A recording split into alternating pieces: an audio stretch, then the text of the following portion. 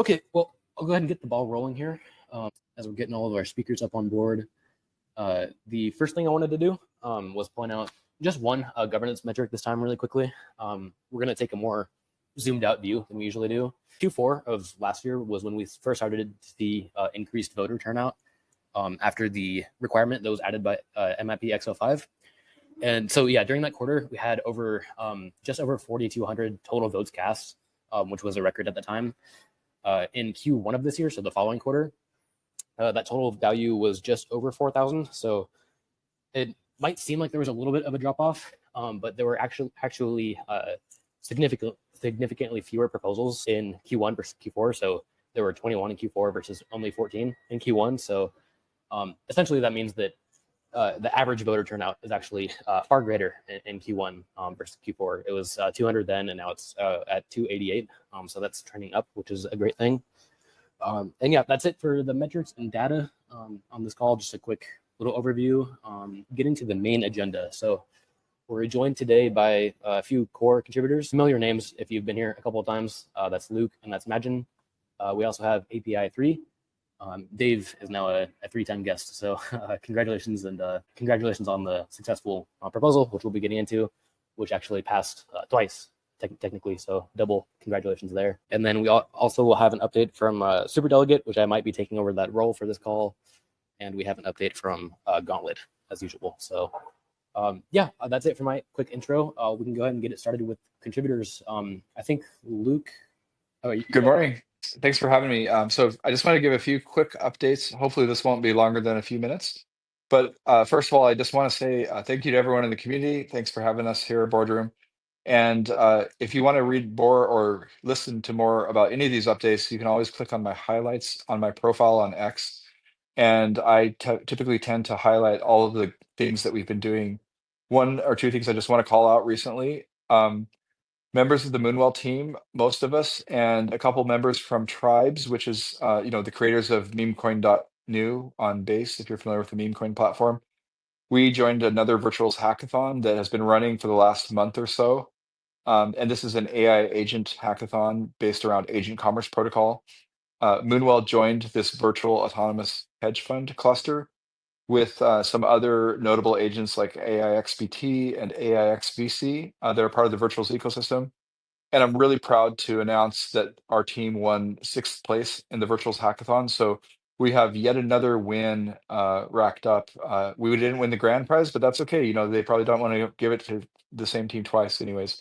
And the teams that won the grand prize, you should definitely check it out if you're interested. It's a really awesome team of students from UC Berkeley that built Solace, which is an AI therapist agent.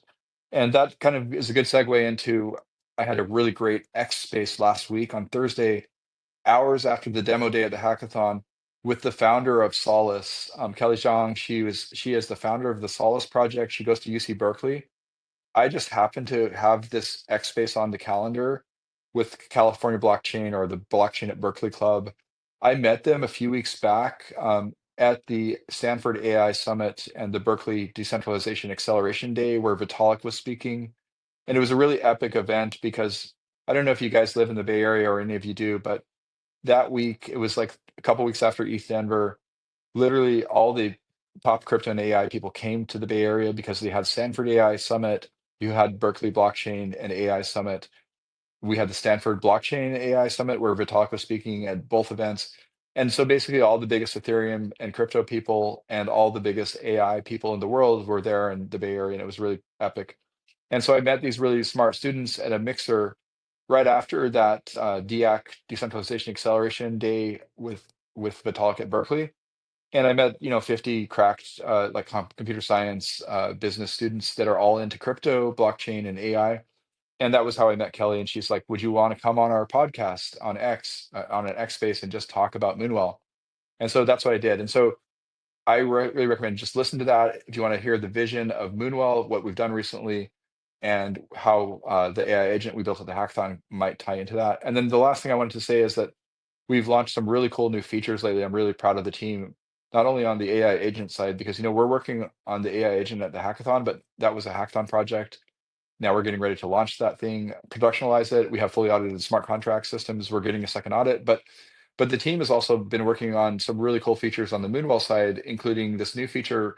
We're not exactly sure what to call it yet, but it's built on Third Web's Universal Bridge. And what it allows you to do now, and it's really cool, it's in the app today, is now you can deposit into a Moonwell vault like USD Coin from 40 different fiat currencies in a single operation, including if you live in the US, for some of you, you can deposit USDC up to $500 from your Visa debit card with no KYC, with zero fees in about a minute. And it's a magical experience. You know, if you're sitting at home with your Bank of America Visa debit card and your checking account's paying you 0%, you can go into a Morpho Vault, our flagship Moonwell Vault, in a minute or so with zero fees up to $500 a week, no KYC. Obviously, you have a Coinbase account, you can deposit more. And then the other cool thing it lets you do that I'm really excited about is it supports up to over 500 different crypto wallets, including some of the most popular wallets like Phantom. So you could literally go from Sol in your Phantom wallet into USDC in our vault in like a few seconds for like a penny. And this is built by ThirdWeb. They're like the wallet aggregator service we use. And what Universal Bridge does, it just finds you the cheapest route, the fastest route to get from any network to to base, basically, or into OP mainnet to where our vaults and markets are. And so we can just allow people now to just deposit from anywhere, any coin, and you don't have to think about where you're coming from. And so this is part of our vision of sort of killing the switch network button in a lot of our app, right? You'll see more features roll out in the coming weeks and months. But I just wanted to talk about that. And one last thing, sorry, always one last thing. I wanted to just talk about the government's participation. We're seeing amazing participation on these automated liquidity incentive proposals, almost as much as Forex Quorum recently. And I think a big part of the reason why is because of the enhanced staking reward rate due to the buybacks of Well. So I just wanted to acknowledge how well that it's working. Last month, there was about 250,000 of Arrow auctioned off for Well. And then that flowed back into the ecosystem reserve controller and made the staking rate over 21% for that's rewarding people for participating in governance. It's also rewarding people for providing that shortfall insurance for the protocol. So that is working really great. I think that's why, as was alluded to earlier, we're seeing such great participation because now people are rewarded for participating in governance and helping to backstop the protocol, which is exactly the vision we had. And then this month, right now, I believe there's an auction of another, 150,000, 160,000 or so worth of tokens. So the same similar dynamic will happen next month. And Gauntlet can talk more about how that's impacting their minimum reserve recommendations as they come up and speak about the reserve or the risk recs. So that's a lot to cover. I just want to turn time back to the community. First of all, thank you for being a part of Moonwell. Thank you for seeing our vision and being contributors, being devs, being just users of the protocol, just part of our community on X, on Twitter, in our Discord, in our Telegram, and just sharing the news about all the cool things we're launching with Moonwell. If you're using Zora and you got an airdrop, go collect our ads on Zora. That's kind of cool too. We're putting all the Moonwell ads. We have some new ones dropping. We have the Apple ad. So just thank you to everyone. Moonwell is for everyone. Base is for everyone. Stay base and have a great day.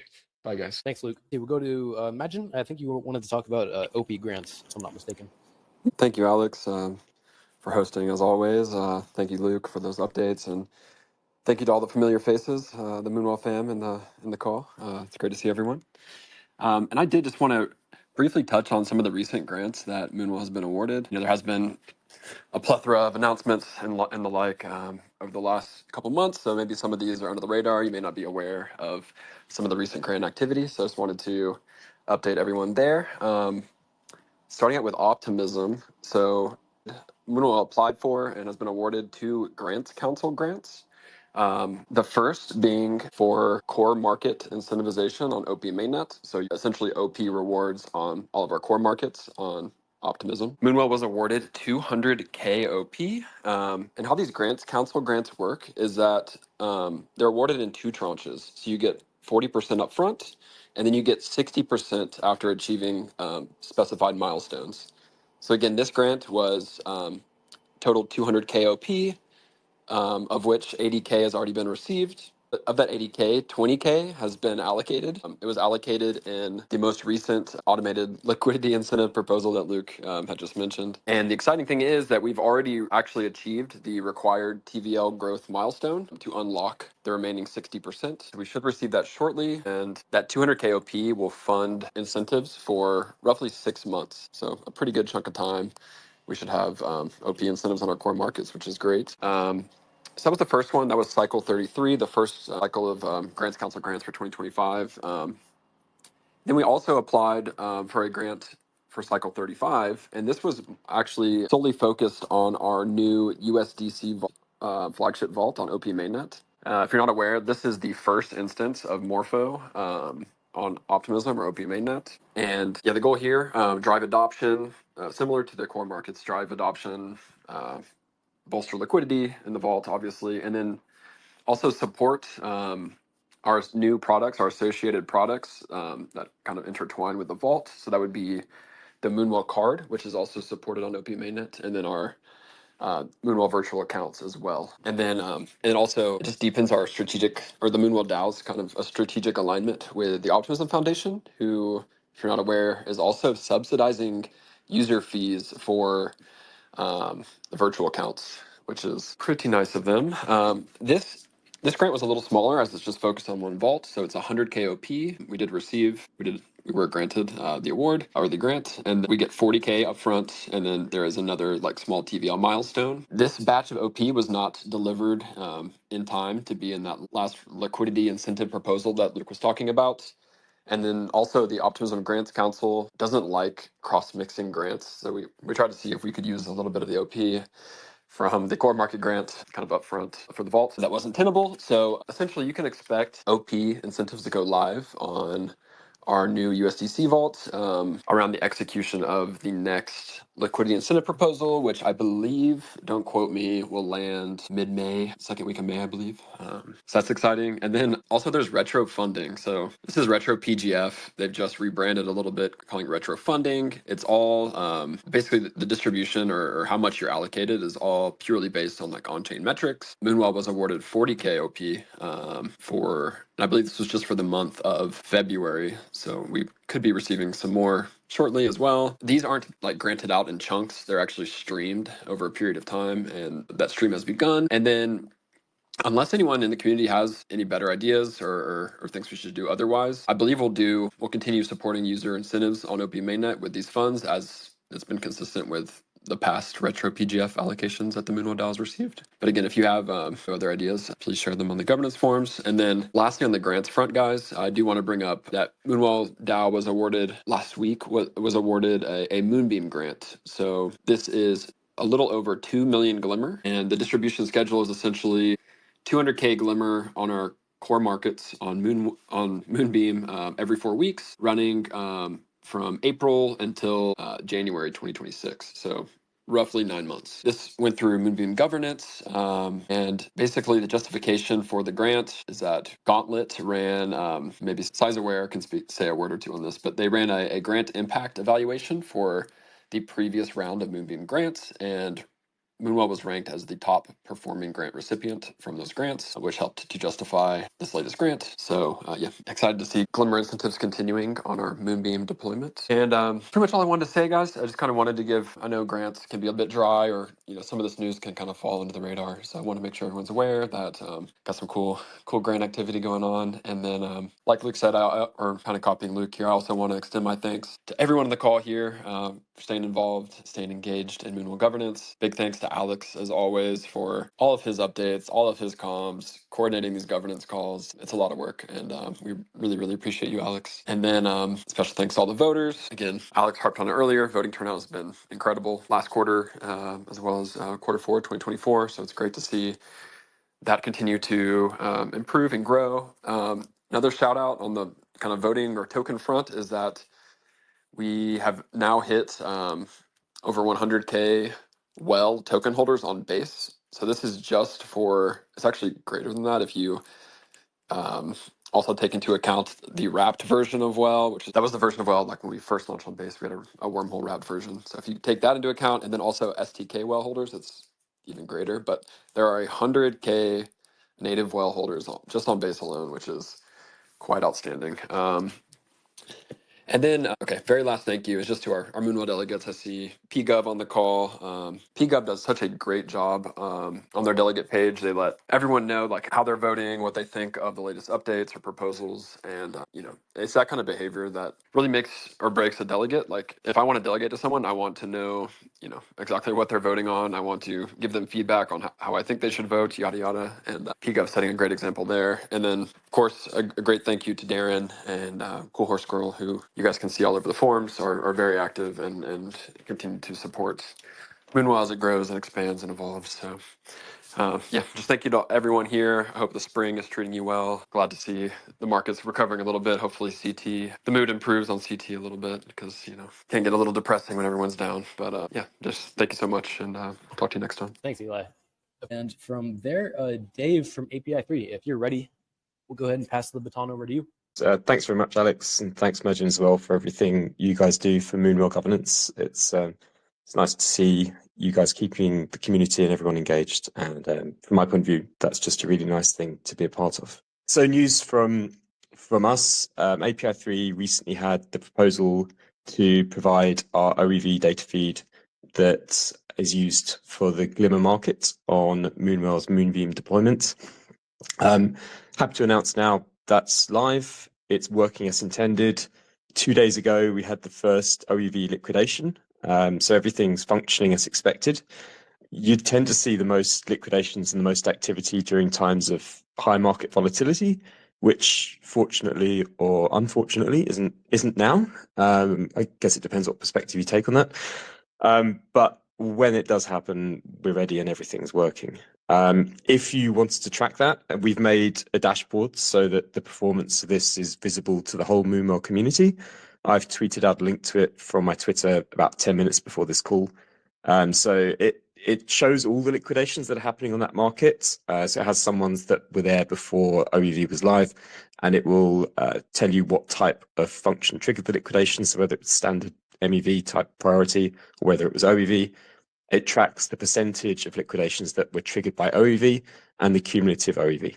We return this monthly to the markets on Moonbeam using the add reserves function to the Glimmer market. So we want to be as transparent with this as possible. We want everybody to see how well it's working. And if there is any feedback, anything you would like added to the dashboard, then feel free to tweet me about it and I'll see what I can do.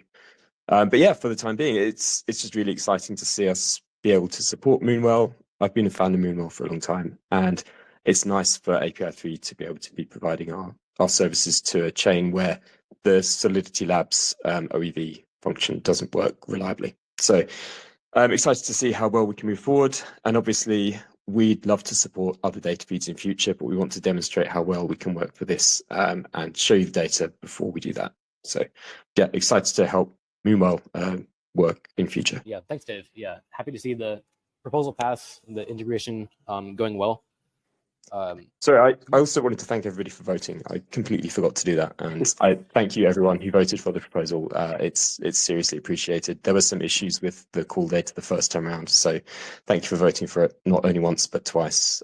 Rest assured, we know how to make proposals now, and we appreciate all the support that the Moonbeam contributors have given us along the process. Hey, Dave, where can people go to find the dashboard? I peeked at the dashboard the other day, and it was very, very cool. And I want people to be able to easily. I tweeted out about it. It's the link. The link isn't the easiest one to read out, but if you go to my Twitter, which is @thevets, it's a tweet I sent out about half an hour ago.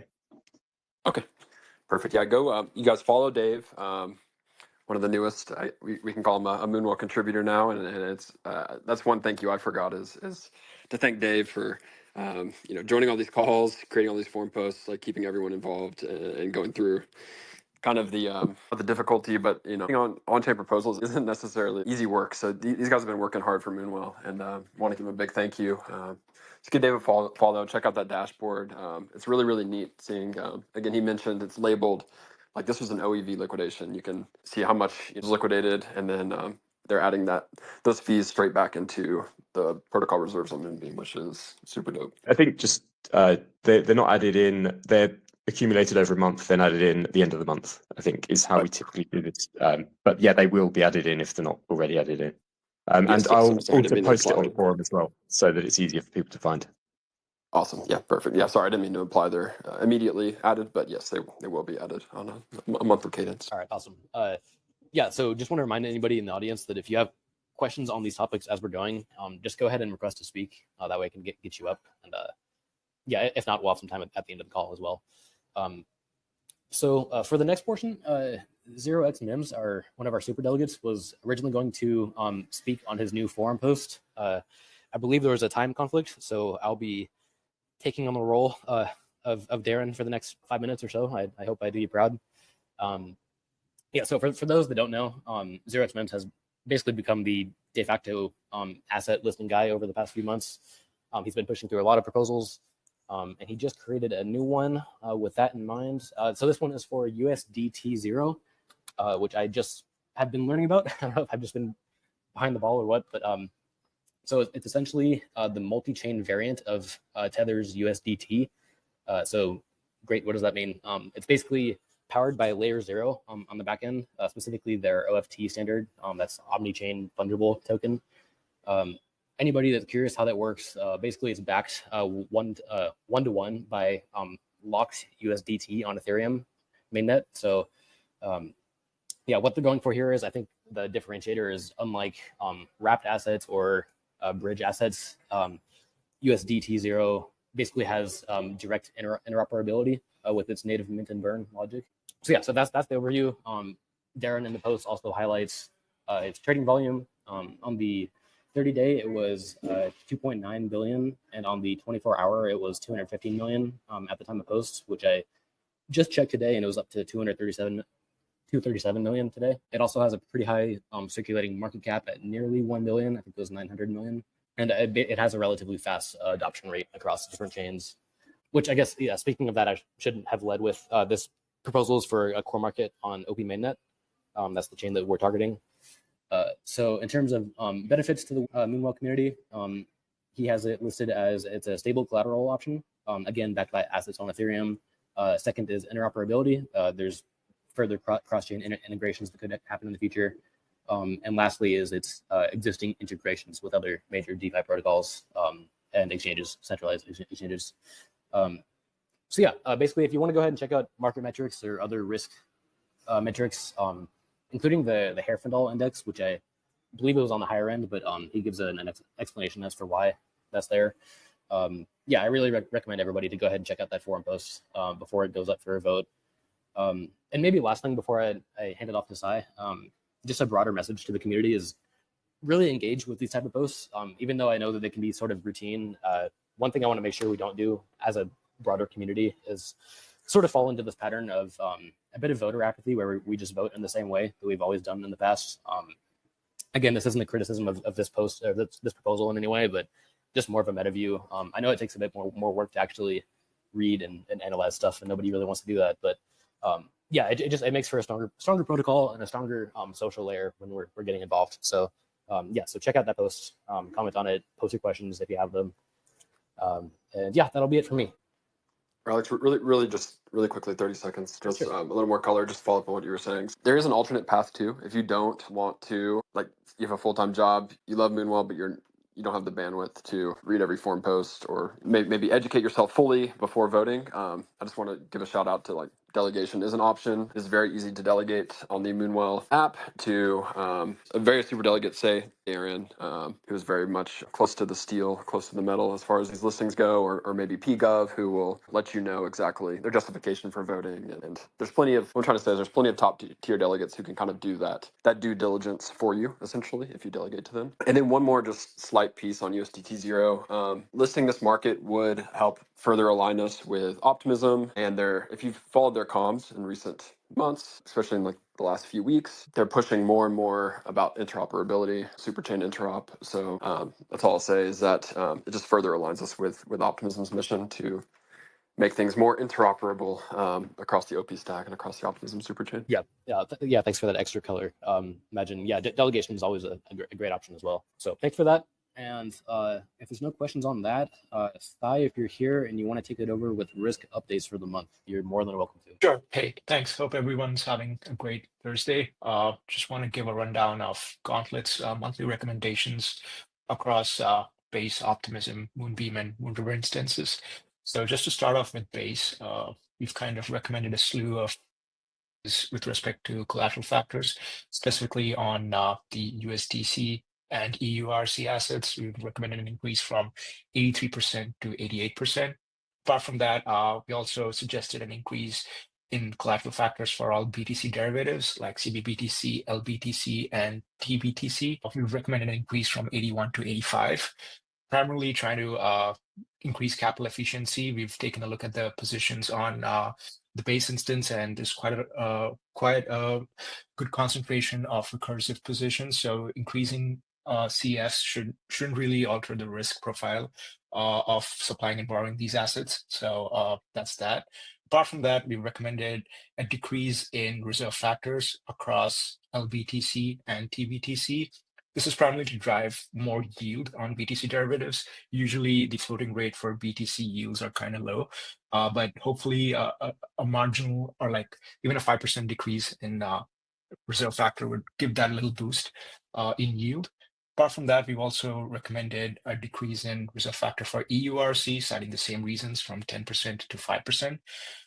With respect to cap recommendations, we're seeing pretty good growth in the TBTC market. So we recommended an increase for the supply caps from 45 to 90 and the borrow caps from 18 to 36.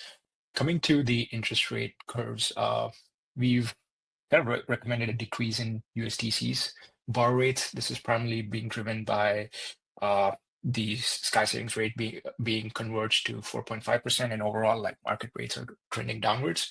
So we've recommended close to a 50 basis points decrease on the USDC's borrow rate. But on the wheat side, we've seen pretty healthy utilization. Sometimes utilization has crawled past the kink, and we kind of want to keep this utilization closer to kink. So we've recommended an increase in borrow rates. So I think right now the borrow rates for wheat at the kink is 1.21%, and we've increased by another 50 basis points at 1.71%. So we're seeing healthy demand there, and we don't believe that an increase in borrow APR should alter this demand. The suppliers and borrowers seem to be pretty inelastic. So yeah, so we've recommended some changes there. Apart from that, on the optimism instances, we recommended a similar set of interest rate curve recommendations across all stablecoins. So this would take effect on the USDC, USDT, and DAI market specifically. So again, a 50 basis points trending from 5.02% to 4.6% borrow rate. Apart from that, again, same set of recommendations on the collateral factor for stablecoins. USDC goes from 83% to 88%, and USDT would go from 83 to 88% as well. Again, citing the same reasons, high capital efficiency, we're seeing good recursive positions, and that shouldn't really alter the risk profile here.